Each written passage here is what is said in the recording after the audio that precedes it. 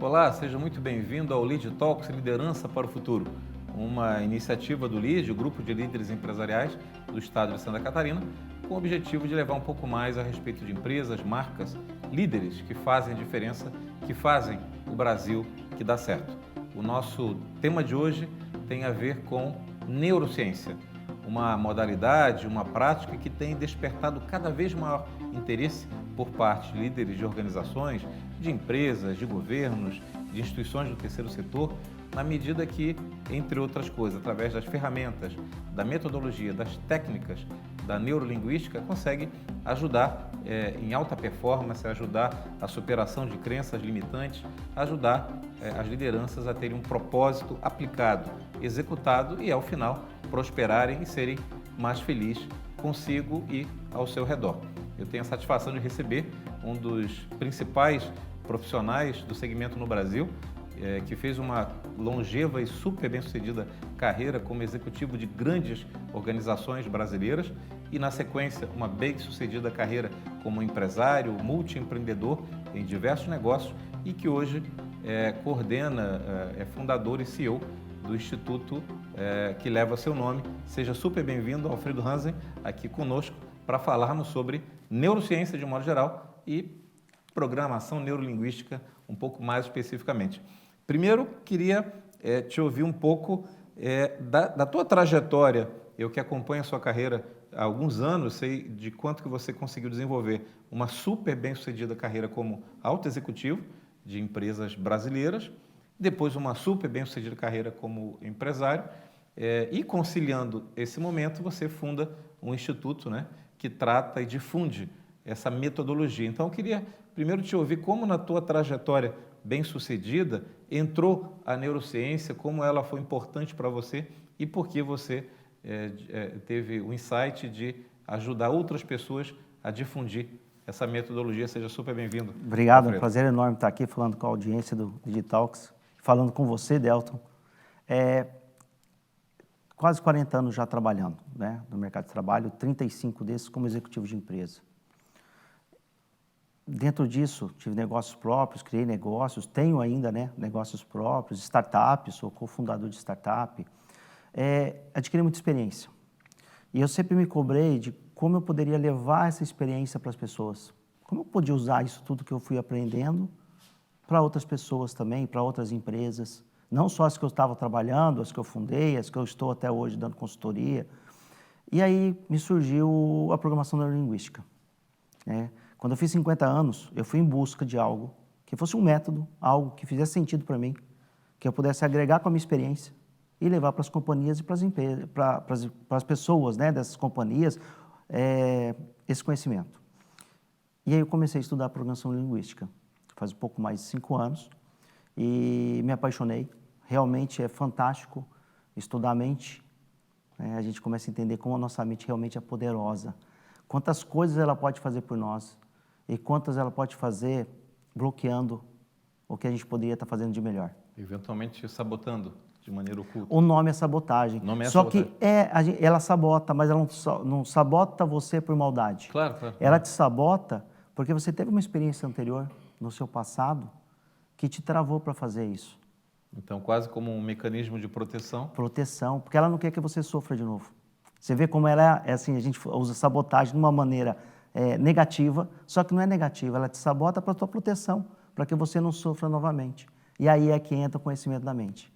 Quando você conhece a mente, você vai lá, acha esses pontinhos que ficaram lá atrás, ressignifica eles, e aí a pessoa começa a novamente, né, fazer algo que vai dar prazer para ela, que possa trazer prosperidade. Tem muitas pessoas hoje que têm muita escassez, vivem muito na escassez, por crenças que foram limitantes, que foram criadas, né, no passado, e que hoje bloqueiam ela dela ser uma pessoa mais próspera, que possa viver com mais abundância. Te ouvindo ali, outro dia eu li, eu não sabia a origem latina, até francesa, da palavra derrota, vem de uma raiz que é mudança de rota. Na verdade, em guerra, soldados que eram surpreendidos pelo inimigo tinham que mudar os seus planos. Então, a derrota, na verdade, é uma mudança de como lidar com a guerra. Então, não necessariamente algo negativo, porque ela tem um aprendizado e vai te provocar a atuar de maneira diferente. Por que a neurociência, especialmente a neurolinguística, se tornou tão demandada, tão procurada por pessoas, por lideranças, para terem alta performance, especialmente líderes empresariais, empreendedores de modo geral? Como que a pandemia e o pós-pandemia afetou também a difusão dessa prática no mercado, essa busca por esse conhecimento?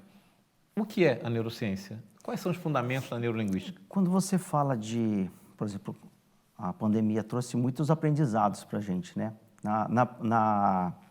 Na programação neurolinguística, a gente não está com erros, a gente traz um aprendizado.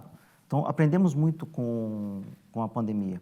E ela trouxe uma necessidade de uma comunicação melhor. A programação neurolinguística te ajuda muito nos seus comportamentos e muito na sua comunicação.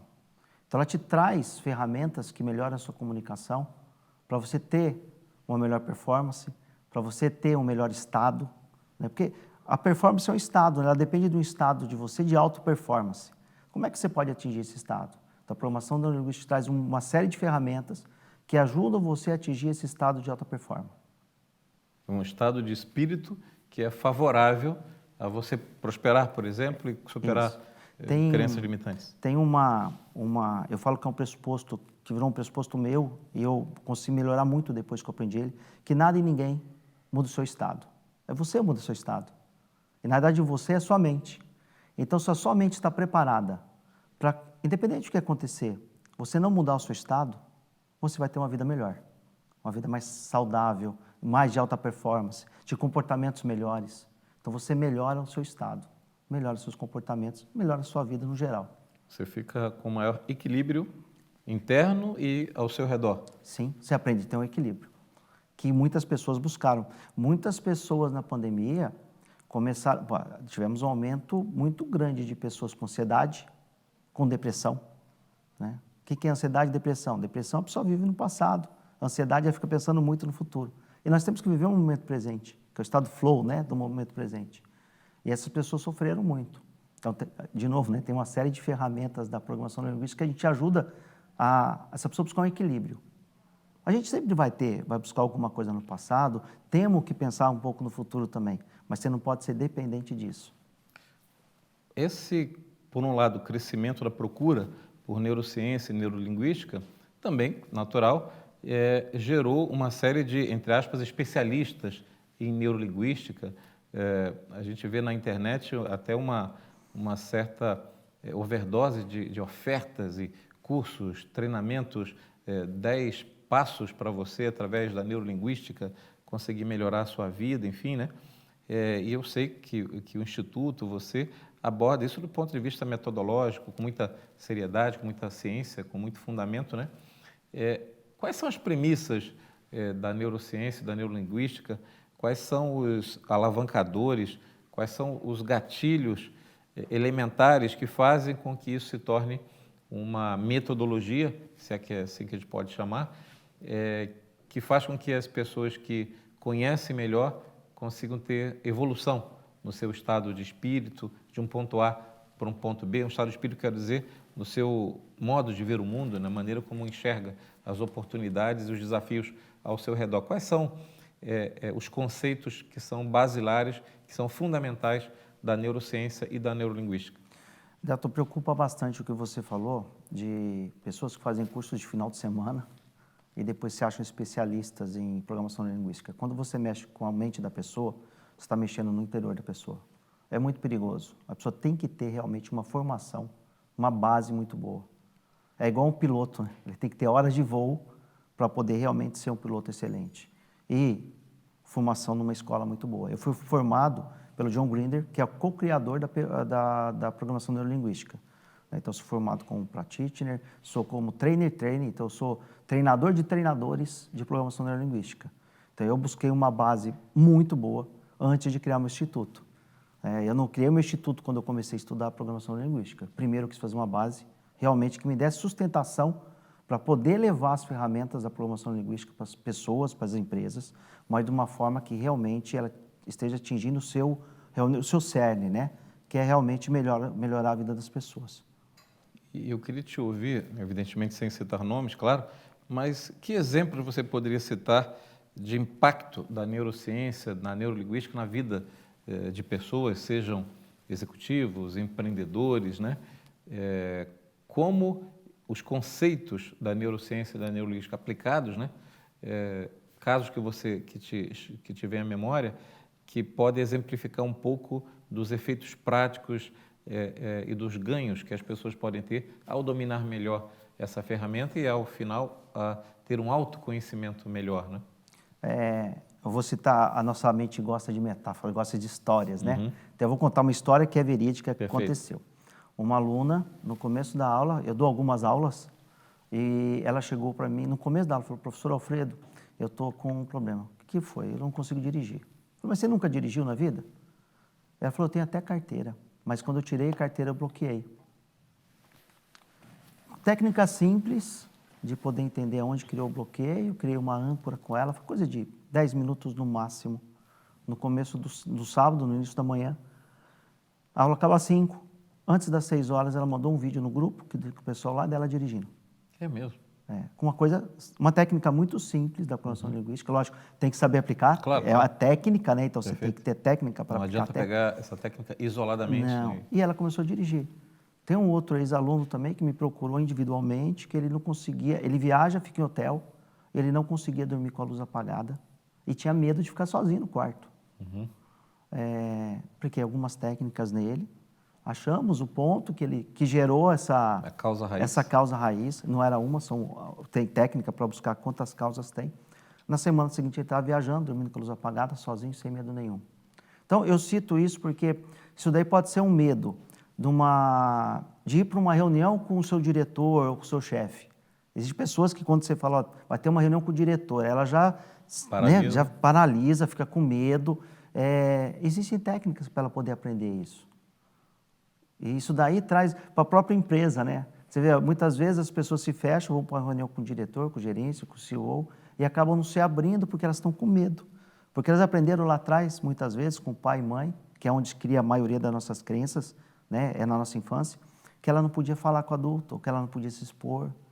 E ela acaba gerando crenças que limitam ela a ter melhores resultados, melhor performance no trabalho, ou mesmo da vida pessoal. Né?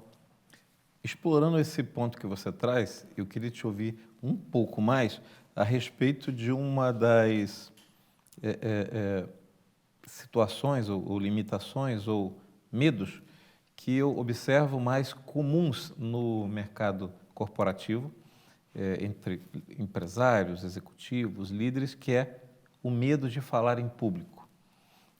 A gente conhece há pesquisas mundiais que apontam. Nos Estados Unidos tinha uma pesquisa famosa que mostrava que o medo de falar em público era maior do que o de morrer ou de andar de avião. É isso mesmo. Chegava a ser traumático, paralisante. E a gente observa com muita frequência essa limitação e, eventualmente, como empresários ou lideranças em várias instituições tentam contornar esse medo que parece ser intransponível, criando até argumentos. Não, eu nem gosto de falar em público, nem é meu estilo, eu sou discreto, eu sou introvertido, eu sou do resultado técnico, né?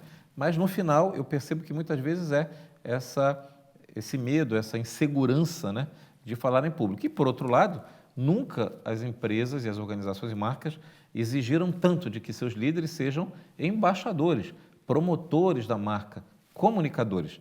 Na verdade, boa parte dos empreendedores de sucesso modernos no mundo inteiro, em qualquer habilidade, qualquer campo de atuação, são bons comunicadores, né? Queria te ouvir um pouco da tua experiência. O que você pode nos compartilhar de cases, de situações, até onde a neurociência, a neurolinguística pode contribuir com esse que talvez seja, não sei se é isso, quero te ouvir, né? Talvez uma das principais demandas ou necessidades ou fragilidades hoje de lideranças empresariais. Delta, que você falou, eu até estou rindo, porque eu me deparo isso diariamente. Não é o medo de falar em público, é o medo do julgamento. Do que o Delton vai falar do Alfredo falando se ele falar alguma coisa errada. E aí vem assim, nada e ninguém muda o seu estado. Se o Dalton pensar alguma coisa, ele está pensando com o quê? Com a mente dele, com os julgamentos dele que ele faz. Ele se impõe. Então a pessoa fica com medo do que a pessoa vai falar dele. Ele não pensa nele, do que ele pode ter de potencial para falar. E muitas vezes aí você volta. Alguns são fáceis, tá? De resolver. Você está lá, por exemplo, esse da moça que eu falei de dirigir, era um medo que foi criado nela. Era uma insegurança. Ela tinha medo do julgamento de alguns familiares se ela fizesse alguma coisa errada. Criei uma âncora que deu força para ela. Tem uma que a gente chama de círculo de excelência, que é fantástico para esse tipo de caso, que a pessoa se veste, ela se empodera com aquela âncora e ela vai lá e fala normalmente. Agora, tem uns que são casos mais assim, que você sente que é mais, vamos chamar de grave, né? Que aí você tem que ir lá atrás para descobrir aonde foi gerado isso. Pode ser um professor, pode ser pai, pode ser mãe, que criou é tão forte, o cérebro que é a mente, né? Que é a proteção tão forte dela, que às vezes uma âncora não resolve. Você tem que ir usando outras ferramentas. Por isso que eu gosto de usar ferramentas, né? O Grinder, que é o co-criador, e o Bendler, eles chamam de padrões da PNL. Mas se eu falo padrão para a pessoa não sabe o que é padrão. Ao você falar ferramenta, a sua mente já imagina aquela caixa de ferramenta do mecânico, né? Que ele abre e tem uma série de ferramentas lá, tem chave de fenda, chave de boca, a chave grifo, né? Vai ter alguma ali que vai se ajustar para aquela pessoa. Eu faço um trabalho numa das aulas que eu dou, que é a PNL voltada para negócios, né? A nível de master já, é um nível um pouco mais avançado. E a gente elenca de 15 a 17 ferramentas da PNL e a gente traz casos reais da empresa, né? O Delta traz, eu tenho um problema tal lá com gestão de pessoas. Aí a gente junta as ferramentas da PNL para a solução daquele caso. A gente usa 5, 8, tem casos até 10 ferramentas para solucionar o caso. Então, quando eu falo assim, a PNL é muito ampla. São muitas ferramentas que a gente pode usar e são poderosas. Na metodologia da PNL é possível ter o direcionamento individual, mas também é possível coletivo, ou seja, um grupo de líderes de uma empresa que precisam juntos criar uma harmonia, um senso de equipe, um senso de propósito. O PNL pode ajudar com ferramentas para que enquanto grupo, Sim, consiga superar suas crenças limitantes? Sim, tem muitas ferramentas que você consegue trazer para isso. Muitas. Hoje, a sua história empresarial, teus negócios, boa parte da sua trajetória de muito sucesso, foi desenvolvida no estado do Paraná.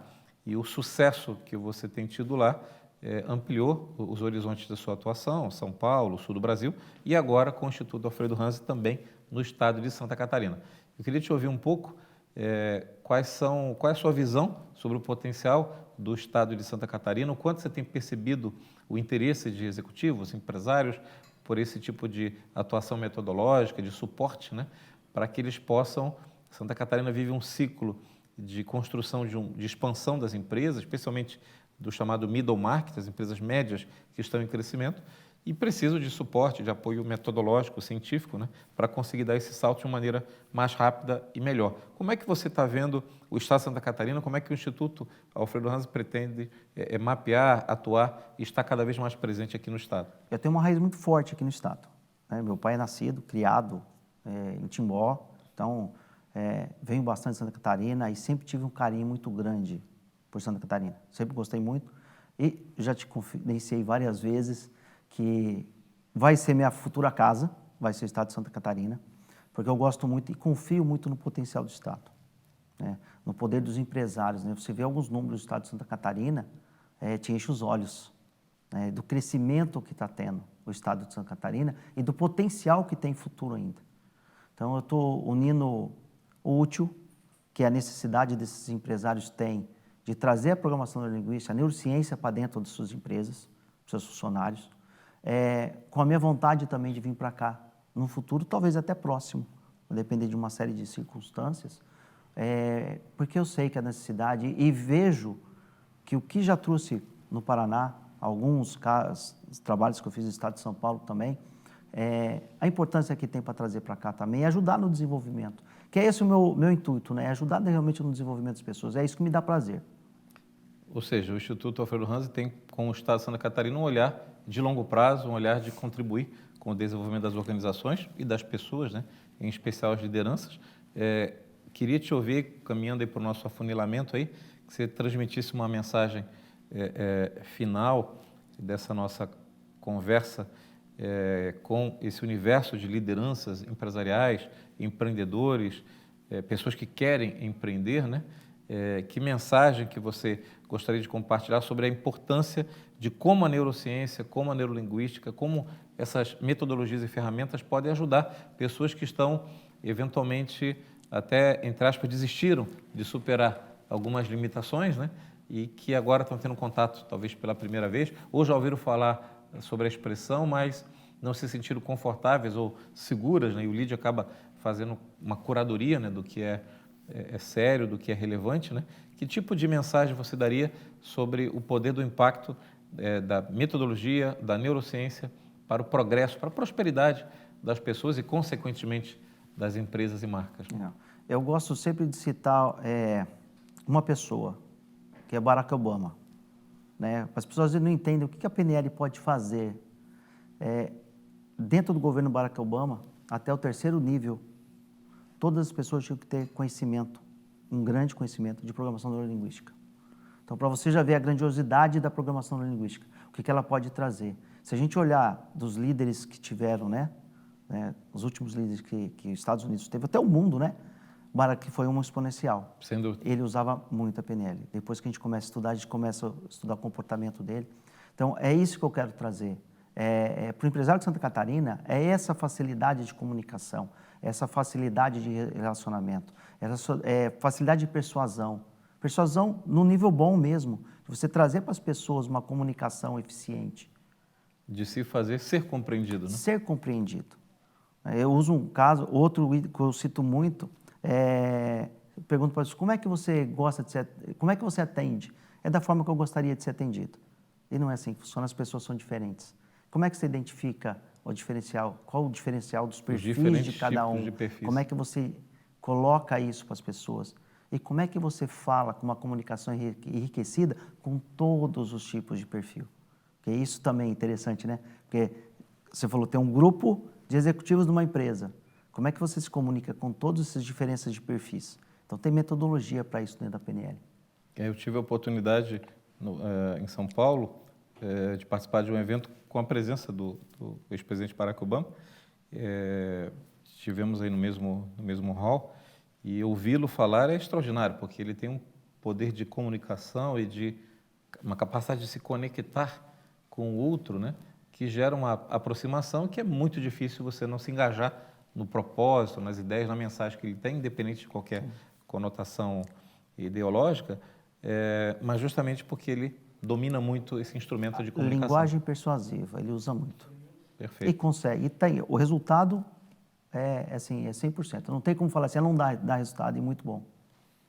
Muito bem. Nosso Lead Talks hoje teve o prazer de receber Alfredo Hansen, fundador e CEO do instituto que leva seu nome e que traz a disseminação da metodologia e das ferramentas da neurociência, da neurolinguística aplicada às pessoas, às lideranças, às organizações, com o intuito de contribuir para a prosperidade, para uma mentalidade de realizações e de sucesso. Acompanhe esse conteúdo e outros do Lead Talks disponíveis nas plataformas do Lead, em todas as redes sociais e também do Sistema Catarinense de Comunicação. Lead, quem é líder, participa.